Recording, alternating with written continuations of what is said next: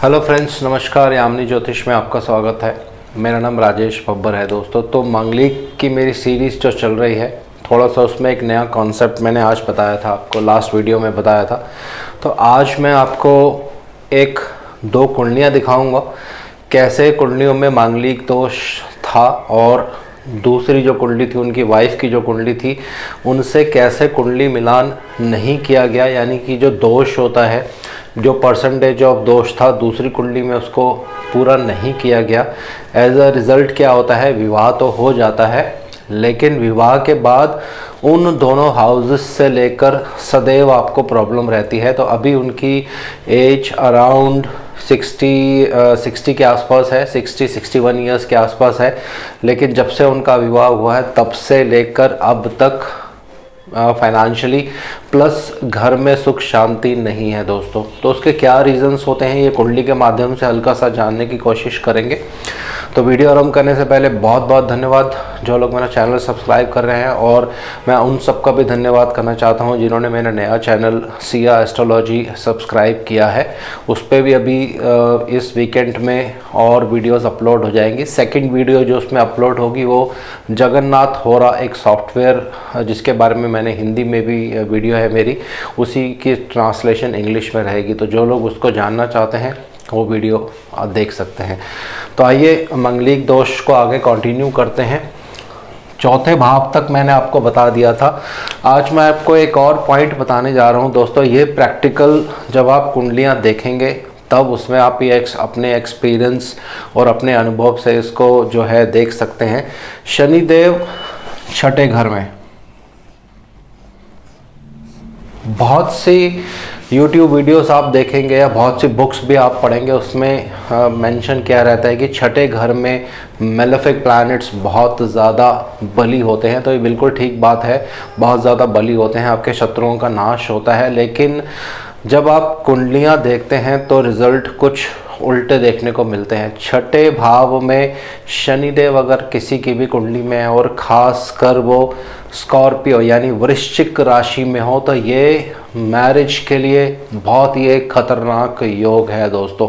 बहुत से मेरे पास चार्ट्स हैं जिसमें शनिदेव अगर 8 नंबर राशि में भी रहते हैं और कहीं भी कुंडली में प्लेस्ड रहते हैं तो भी मैरिज में बहुत ज़्यादा प्रॉब्लम होती है। इसके पीछे गहरा लॉजिक है, इसके ऊपर एक अलग से वीडियो थोड़े टाइम में मैं बनाऊंगा कि 8 नंबर साइन को क्यों इतना इम्पोर्टेंस दिया जाता है मैरिज के लिए, और ख़ासकर जब शनिदेव वहाँ पे आके विराजमान हो जाते हैं तो क्यों मैरिज में इतनी ट्रबल होती है। ये खासकर आपको फीमेल के चार्ट्स में देखने को मिलेगा जिनके भी शनिदेव स्कॉर्पियो में है और बाकी फैक्टर्स उस पर अगर सपोर्ट करते हैं तो बहुत ज़्यादा प्रॉब्लम होती है मैरिज में। डाइवोर्स, लड़ाई झगड़ा, ये सब चीज़ें देखी जाती हैं। तो 6th हाउस में शनिदेव मैरिज के लिए कुछ अच्छे नहीं माने जाते हैं दोस्तों।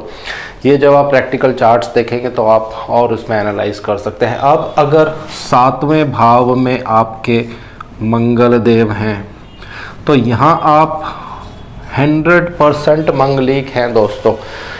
यहाँ पे किस राशि में मंगलिक होता है व्यक्ति, किस राशि में मंगलिक नहीं होता है, इसके ऊपर ऑलरेडी मेरी पहले सारी वीडियोस हैं, तो दोबारा से मैं उसको यहाँ डिस्कस नहीं करूँगा, नहीं तो वीडियो बहुत लंबी हो जाएगी। अभी सिर्फ मैं आपको बेसिक्स बता रहा हूँ। तो 100% मंगलिक यहाँ पे व्यक्ति बन जाता है। और अगर 7वें भाव में आपके मंगल देव हैं तो बहुत ध्यान से आप कुंडली मिलान कीजिए।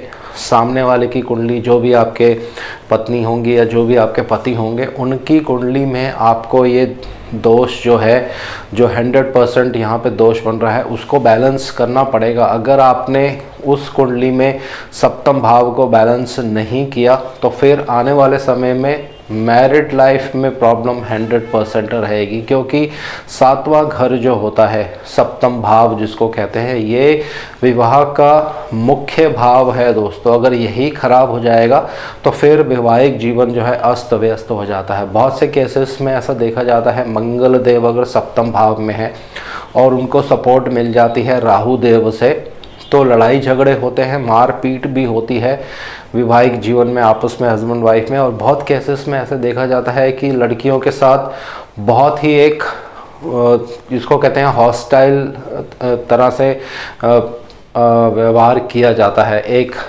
बहुत बुरी तरह से उनको ट्रीटमेंट जो है दी जाती है जब उनका विवाह होता है और आपके घर आ जाती हैं या अपने नए घर में वो जाती हैं।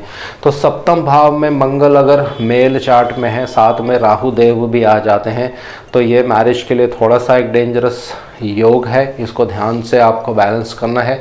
और अगर सप्तम भाव में शनि देव भी साथ में आ जाते हैं और मंगल देव ऑलरेडी वहाँ पे विराजमान है, तो फिर जिसको कहते हैं एक नरक जैसी स्थिति हो जाती है। विवाह करने के तुरंत बाद ही आपका जीवन जो है बिल्कुल अस्त व्यस्त हो जाएगा, बहुत ज़्यादा उसमें प्रॉब्लम हो जाती है। अगर सप्तम भाव में मंगल है और अष्टम भाव में शनि देव है, ये कॉम्बिनेशन ऐसा ही होना चाहिए, सप्तम भाव में मंगल देव होने चाहिए, अष्टम भाव में शनि देव होने चाहिए, तो मैरिज बहुत ज़्यादा प्रॉब्लमेटिक रहती है।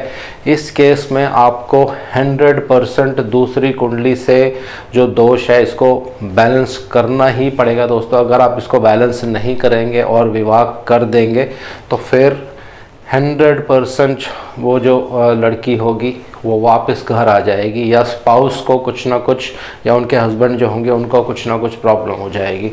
तो ये बहुत ही एक सीवियर कॉम्बिनेशन होता है, जिनके भी चार्ट्स में है तो ध्यान से कुंडली एनालाइज कीजिए। अब मंगल देव अगर अष्टम भाव में आ जाते हैं, ये अष्टम भाव है, तो यहाँ भी आप 100% मांगलिक हैं दोस्तों, कोई दो राय नहीं है इसमें। मंगल देव अष्टम भाव में बहुत ख़राब रिजल्ट देते हैं, और जैसे मैं फिर से आपको बता रहा हूँ, राहु देव और शनि देव का सपोर्ट इनको मिल जाएगा।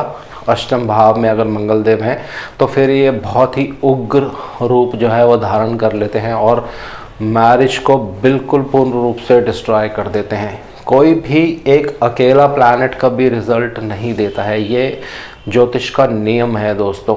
कोई भी अकेला प्लैनेट रिजल्ट देने की जो उसमें ताकत होती है वो नहीं होती है जब तक उसको कहीं से सपोर्ट नहीं मिलता है। तो सपोर्ट मिलेगा राहु देव का तो व्यक्ति बहुत उग्र स्वभाव का हो जाएगा, सपोर्ट मिलेगा शनि देव का तो मारपीट होनी शुरू हो जाती है, क्योंकि दोनों ही ऐसे प्लैनेट्स हैं जो एक दूसरे के बहुत ज़्यादा शत्रु होते हैं। एक बहुत उग्र स्वभाव के हैं और दूसरा जो शनि देव हैं बहुत ही हठी स्वभाव के होते हैं, इतनी जल्दी किसी बात को वो मानते नहीं हैं। इसी कारण से क्या होता है, जब ये कॉम्बिनेशंस बनते हैं तो झगड़े होते हैं दोस्तों। अगर तीनों ही प्लैनेट्स मंगल देव, शनि देव, राहु देव अष्टम भाव में आ जाएंगे तो फिर बहुत ही एक जिसको कहते हैं विचारणीय बात होती है कुंडली मिलान में। ये अगर खाली मंगल देव यहाँ हैं लेकिन बाकी जो मंगलिक दोष के जो भाव होते हैं, सातवां भाव, चौथा भाव, दूसरा भाव, 12वां भाव, यहाँ पे अगर शनिदेव या राहु देव में से कोई आ जाता है तो भी आप 100% मंगलिक माने जाएंगे दोस्तों। तो फिर आपको उसके परिहार या बैलेंस ऑफ दोषा जिसको कहते हैं वो करना पड़ेगा दूसरी कुंडली से। तो ये मांगलिक दोष के बारे में थोड़ा सा मैंने आपको बता दिया है, ये देखना बहुत ज़रूरी है दोस्तों। जो लोग इसको नहीं देखते हैं फिर बाद में आने वाले समय में जब दशाएं खराब शुरू होती हैं तो मैरिज में प्रॉब्लम्स होनी शुरू हो जाती हैं दोस्तों।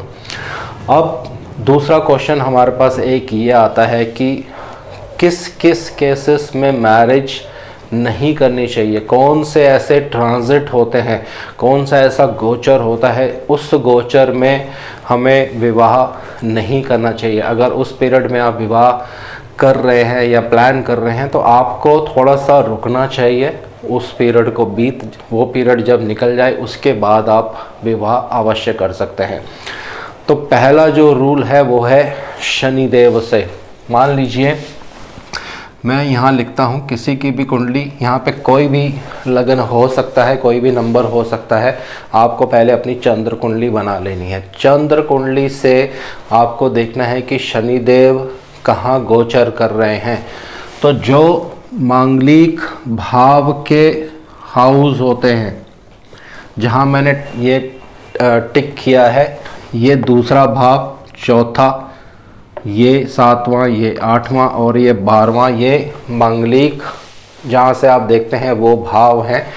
अगर गोचर के शनिदेव आपकी चंद्र कुंडली से इन भावों में गोचर कर रहे होंगे तो उस पीरियड में आपको विवाह नहीं करना है दोस्तों। आपको विवाह टालना पड़ेगा या विवाह की जो डेट है उसको आगे करना पड़ेगा। ये बहुत ही एक इम्पॉर्टेंट पॉइंट है, खासकर जब चंद्रमा से शनिदेव अष्टम राशि में ट्रांजिट कर रहे हों।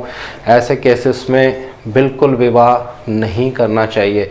और यही रूल सेम एप्लीकेबल होता है राहु देव के लिए भी दोस्तों। राहु देव भी अगर आपकी चंद्र कुंडली से इन भावों में गोचर कर रहे हैं तो फिर आपको थोड़ी सी जो आपकी विवाह की तारीख है उनको आगे पीछे करना पड़ेगा दोस्तों। ये एक रूल हो गया। अब दूसरा रूल है मंगल देव का भी गोचर आपको 100% स्टडी करना है। जिस समय आप अपने विवाह की तारीख जो है वो निश्चित कर रहे हैं, इन दोनों को देखने के बाद आपको क्या करना है, अपनी लगन कुंडली देखनी है। यहाँ पे मैं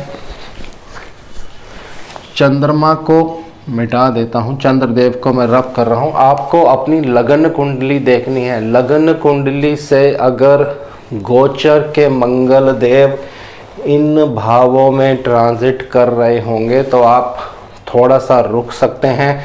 मंगल देव को इन भावों से बाहर आने दीजिए, उसके बाद ही आप विवाह की जो तारीख है वो निश्चित करें दोस्तों। खासकर अगर मंगल देव आपकी लगन कुंडली से चौथे भाव में गोचर कर रहे हैं और वो मंगल देव वक्री भी हैं, रेट्रोग्रेशन में भी हैं, तो बिल्कुल उस पीरियड में आपको विवाह नहीं करना चाहिए दोस्तों। ये कुछ पराशरी नियम हैं, बहुत ज़्यादा विस्तार पूर्वक मैंने आपको ये नहीं बताए हैं, लेकिन सिर्फ एक बेसिक तरीके से बता दिए हैं।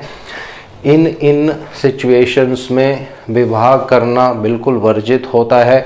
अगर आप ऐसे केसेस में विवाह करेंगे तो आपकी मैरिड लाइफ जो है बहुत ज़्यादा प्रॉब्लमेटिक रहेगी। खासकर इसमें मंगल देव और शनि देव का गोचर बहुत जिसको कहते हैं इम्पॉर्टेंट होता है दोस्तों। तो ये आप स्टडी कर सकते हैं अपने अपने चार्ट्स में। और ये दोनों चार्ट्स में आपको देखना पड़ेगा, लड़के की चंद्र कुंडली, लड़की की चंद्र कुंडली, दोनों की चंद्र कुंडली में गोचर के शनिदेव, राहुदेव, मंगल देव कहाँ पे गोचर कर रहे हैं, ये सारा आपको एक अच्छे एस्ट्रोलॉजर से डिस्कस करने के बाद ही विवाह का मुहूर्त जो है वो निकालना चाहिए दोस्तों। अब थर्ड पार्ट में आते हैं। आपको दो कुंडलियां स्क्रीन पे दिखाई दे रही होंगी। जैसे मैंने आपको कहा था कि लास्ट समय में मैं आपको लास्ट वाली वीडियो में जैसे मैंने आपको कहा था कि दो कुंडलियां लेंगे। और यहाँ देखिए, पहले आप फीमेल चार्ट देख रहे होंगे स्क्रीन पर। तो देखिए फीमेल चार्ट में तो आप यहाँ देखेंगे सप्तम भाव में राहु देव और मंगल देव एक साथ युति करके बैठे हैं। ये फीमेल चार्ट है, इनकी पत्नी का चार्ट है। Date of birth, time of birth किसी कारणवश मैंने यहाँ नहीं बताई है। तो यहाँ हमें क्या करना होगा दोस्तों, जो हस्बैंड का चार्ट होगा उसमें 7th हाउस को हमें बैलेंस करना पड़ेगा। अब आपको मैं स्क्रीन पे दिखा रहा हूँ इनके हस्बैंड का चार्ट। तो ये आप स्क्रीन पे देख रहे होंगे उनके हस्बैंड का चार्ट, ये उनके हस्बैंड का चार्ट है। तो यहाँ ध्यान से हम देखेंगे लगन कुंडली में सप्तम भाव में कोई भी ग्रह विराजमान नहीं है। तो यहाँ से जो दोष था, ये कन्या जो हैं 100% मांगलिक हैं और इसका मिलान नहीं किया गया। लेकिन आप देखेंगे लड़के की जो नवांश कुंडली है, जो जातक हैं, मेल जातक हैं, उनकी जो नवांश कुंडली है वहाँ पर सप्तम भाव में राहु देव विराजमान हैं दोस्तों। तो एक रूल मैंने आपको अभी थोड़े दिन लास्ट वाली वीडियो में बताया था कि जब भी लड़की की कुंडली में कोई दोष रहता है लेकिन लड़के की नवांश कुंडली में भी उसी भाव में वो दोष रहता है तो कुंडली जो है पूर्ण रूप से मिल जाती है दोस्तों। यहाँ पे दोनों का जो दोष है, सप्तम भाव का जो दोष है वो बैलेंस हो गया है दोस्तों। तो फिर हमें मैरिज को लेकर बहुत ज़्यादा कोई प्रॉब्लम नहीं दिखेगी। यहाँ पे विवाह आराम से हो जाएगा। 7वां घर जो होता है वैवाहिक सुख का घर होता है। विवाह में कोई देरी या किसी तरह की कोई प्रॉब्लम आने वाली नहीं है। अब देखिए लड़के की कुंडली हम दोबारा से यहाँ देखते हैं। दूसरे भाव में मंगल देव हैं और चौथे भाव में राहु देव हैं। तो जैसे मैंने आपको लास्ट वीडियो में बताया था, अगर आपकी कुंडली में दूसरे भाव में मंगल देव हैं दोस्तों, तो आप 80 to 90% मांगलिक की श्रेणी में आते हैं। और अगर राहु देव या शनि देव उसको सपोर्ट कर देते हैं, यहाँ राहु देव भी चौथे भाव में है जो कि मांगलिक दोष का भाव माना जाता है। तो यहाँ चौथा भाव और दूसरा भाव, इन दोनों को हमें लड़की की कुंडली से बराबर करना पड़ेगा। इस दोष को, इस परसेंटेज को लड़की की कुंडली से मैच करना पड़ेगा। तो आइए दोबारा एक बार लड़की की कुंडली देखते हैं स्क्रीन पर। तो ये देखिए, लड़की की कुंडली में आप पहले लगन कुंडली में दूसरा भाव देखेंगे तो किसी भी तरह से कोई मेलेफिक ग्रह यहाँ पे नहीं है। तो पहली जो गलती यहाँ पे क्या की गई कि भाव को बैलेंस नहीं किया गया है। तो दूसरा भाव हमारा किस चीज़ का होता है? दूसरा भाव होता है हमारा धन का, फाइनेंशियल पोजीशन जिसको कहते हैं, जो हमारी सेविंग्स है, जो हमारी इन्वेस्टमेंट है, जो हमारा कुटुंब का घर होता है। ये भाव इसलिए बहुत इम्पॉर्टेंट माना जाता है वैदिक एस्ट्रोलॉजी में मैरिज के लिए, क्योंकि यहाँ से जब विवाह आपका हो जाता है तो विवाह के बाद जो पैसे की या धन की जो प्राप्ति या धन का जो खर्चा होता है या धन की जो इनकम होती है, धन कहाँ से आएगा, ये सब दूसरा भाव आपको बताता है। तो दूसरे भाव को बैलेंस नहीं किया गया है तो एज अ रिज़ल्ट क्या होगा? सदैव फाइनेंशियल प्रॉब्लम इन दोनों के बीच में रहने वाली है। जो अभी तक आई थिंक इनकी शादी को अभी 30 साल हो चुके हैं और ये जो प्रॉब्लम है, जो फाइनेंशियल प्रॉब्लम है, विवाह के तुरंत बाद ही हस्बैंड का जो काम था पूर्ण रूप से बंद हो गया। फिर कुछ और इन्वेस्टमेंट करने के बाद धीरे से वो शुरू हुआ, लेकिन फिर से वो बंद हो गया। तो फाइनेंशियल प्रॉब्लम इनको मैरिज के बाद हमेशा चलती रही है और अभी तक वो चल ही रही है। अब हम क्या करेंगे, लड़की का D30 चार्ट देखते हैं दोस्तों। एक विधि मैंने आपको बताई थी, अगर लड़के के चार्ट में कोई भाव जो है, जो मंगलिक दोष का भाव होता है, वो खराब है, तो लड़की की कुंडली में अगर त्रिशांशा चार्ट में वो भाव, उस भाव में कोई मेलेफिक ग्रह आ जाते हैं तो जो दोष है वो बैलेंस हो जाता है, बराबर हो जाता है। यहाँ देखेंगे हम बहुत ध्यान से, लड़की की कुंडली में दूसरा जो भाव है वहाँ पे कोई भी ग्रह नहीं है दोस्तों। और लड़की की कुंडली में नवांश में भी दूसरे भाव में कोई ग्रह नहीं है। तो इसका मतलब क्या है, कहीं से भी दूसरे भाव के दोष को बैलेंस नहीं किया गया था जब इनका विवाह हुआ था। तो इसीलिए फाइनेंशियल प्रॉब्लम इनकी लाइफ में हमेशा बनी रहेगी। अब बात करते हैं चौथे भाव की। चौथा भाव जैसे मैंने आपको बताया था, ये आपके सुख शांति का भाव होता है, जहाँ से आप जीवन में सुख भोगते हैं। ये आपकी खुशियों का घर है, ये आपकी प्रॉपर्टी का घर है। तो लड़के की कुंडली में आप देखेंगे चौथे भाव में राहु देव भी हैं और सूर्य देव भी हैं दोस्तों वहाँ पे। अब लड़की की कुंडली में अगर हम देखते हैं तो ये जो दोष था जो लड़के की कुंडली में है, इसको बराबर नहीं किया गया है लड़की की कुंडली से। लड़की की कुंडली में उच्च के चंद्रदेव हैं जो इस दोष को बराबर नहीं कर रहे हैं दोस्तों।